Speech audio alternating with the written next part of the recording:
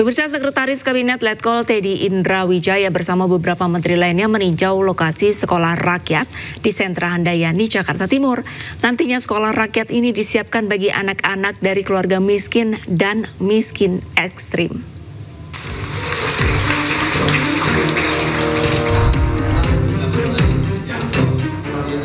Pembangunan sekolah rakyat mulai rampung di sejumlah wilayah.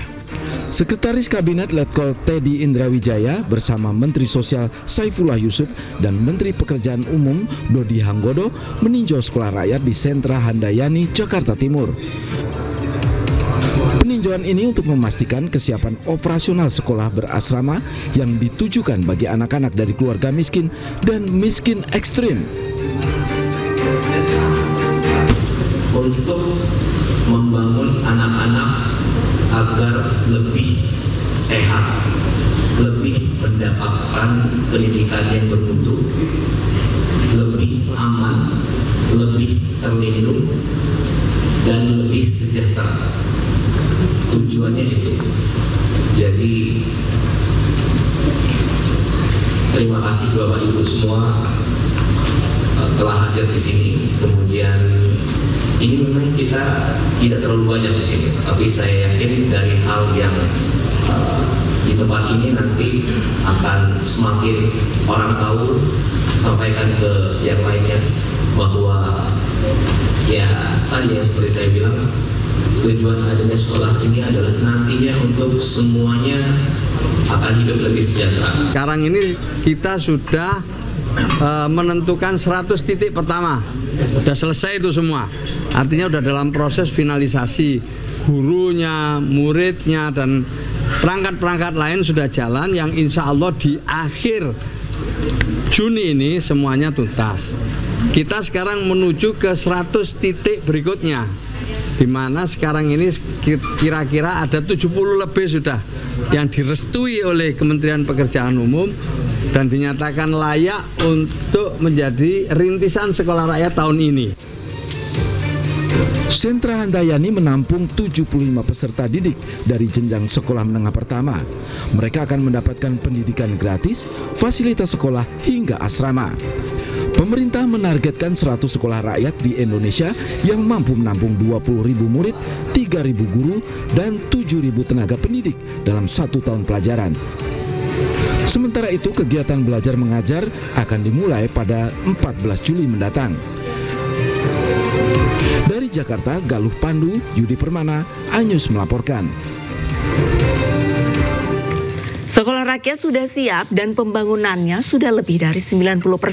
Rekan kami Galuh Pandu dan juru kamera Yudi Permana akan memberikan informasi seperti apa bangunan sekolah rakyat di Sentra Handayani, Jakarta Timur. Pemirsa, ini adalah salah satu sekolah rakyat yang berada di Sentra Handayani, Jakarta Timur sebagai salah satu program pendidikan gratis bagi anak dari keluarga miskin dan miskin ekstrim yang merupakan inisiasi dari Presiden Prabowo Subianto untuk memberikan pendidikan gratis bagi anak-anak yang tidak mampu serta merupakan inovasi sosial untuk memutus mata rantai kemiskinan. Dan ini adalah salah satu fasilitas yang disediakan, yaitu salah satu fasilitas pendidikan berasrama, bukan hanya fasilitas untuk olahraga dan juga untuk kegiatan aktivitas sekolah seperti sekolah pada umumnya, tapi juga asrama yang disediakan bagi anak-anak yang miskin dari keluarga miskin dan miskin ekstrim. Sekarang saya akan tunjukkan kepada Anda bagaimana situasi dari kondisi asrama yang sudah dibuat dari progres pembangunan di Sekolah Rakyat Sentra Handayani ini yang sudah mencapai 90%. Ada beberapa asrama atau tempat penginapan yang disediakan untuk anak-anak yang nantinya bersekolah di sini.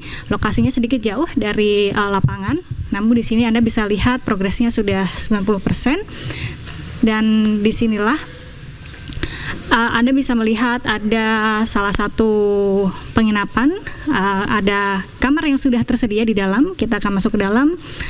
Ini ada kamar, kemudian ada almari, ada meja belajar, dan anak-anak yang bersekolah di sini nantinya bisa menikmati fasilitas ini. Di Sentra Handayani, Jakarta Timur ini nantinya akan menampung sekitar 75 siswa, dan secara total keseluruhan baik dari pemerintah ini akan mencapai target sekitar 65 sekolah rakyat di seluruh Indonesia dalam 1 tahun pelajaran, yang kemudian selanjutnya akan menampung sekitar 20.000 siswa dalam 1 tahun pelajaran dan 3.000 tenaga pendidik serta 7.000 tenaga support pendidik lainnya dalam sekolah-sekolah yang akan disebar di berbagai daerah di Indonesia.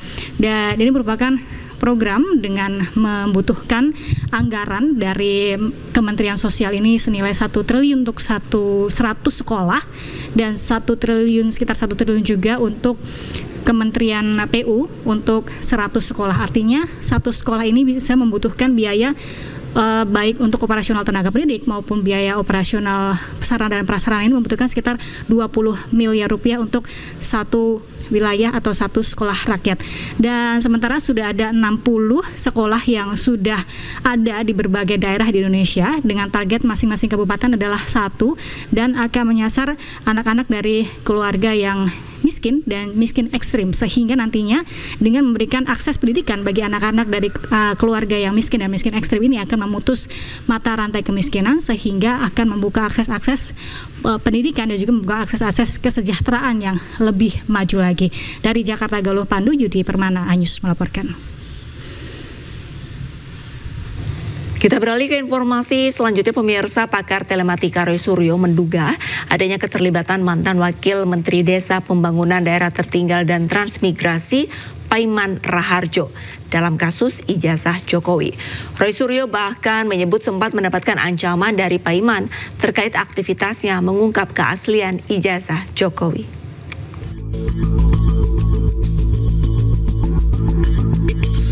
Polemik keaslian ijazah Presiden ke-7 RI Joko Widodo masih terus bergulir. Pakar telematika Roy Suryo menduga adanya keterlibatan mantan Wakil Menteri Desa Pembangunan Daerah Tertinggal dan Transmigrasi era 2023-2024 Paiman Raharjo dalam kasus dugaan ijazah palsu Jokowi. Roy menyebut mendapatkan informasi Paiman Raharjo memiliki usaha fotokopi dan pengetikan skripsi di Pasar Pramuka. BA-nya itu dia mengaku, sekali lagi ya, Profesor P tersebut dia mengaku bahwa punya usaha di di Pasar Pramuka, ya, di Pasar Pramuka Pojok. Dan ini sudah dikonfirmasi oleh seorang peneliti intelijen, ya, atau pemerhati intelijen, Pak Sri Raharja, bahwa memang betul Profesor P ini memiliki kios di Pasar Pramuka pada tahun 97 sampai dengan 2017. Jadi tidak benar kalau dengan 2002, karena ada bukti-buktinya. Bahkan dia mengorganisir orang-orang di Pasar Pramuka itu untuk beberapa waktu yang lalu membuat reuni. Jadi jelas betul ya keterlibatan Profesor P ini di Pasar Pramuka. Selain itu, Roy Suryo juga menyebut mendapat ancaman dari Paiman Raharjo melalui pesan WhatsApp pada 6 Mei lalu. Itu mengirimkan BA yang bernada intimidatif, ya. Meskipun awalnya itu dengan kata-kata salam, sahabat, tetapi pada pokoknya dia kemudian memaksa saya, mendesak saya untuk minta maaf dan menghentikan upaya pembongkaran ijazah palsu dari Jokowi. Saya waktu itu mengabaikannya karena saya anggap ini tidak sopan, ya, gitu. Karena dia kemudian bahkan menunjukkan kalimat, ya, dia menuliskan kalimat bahwa supaya keluarga saya aman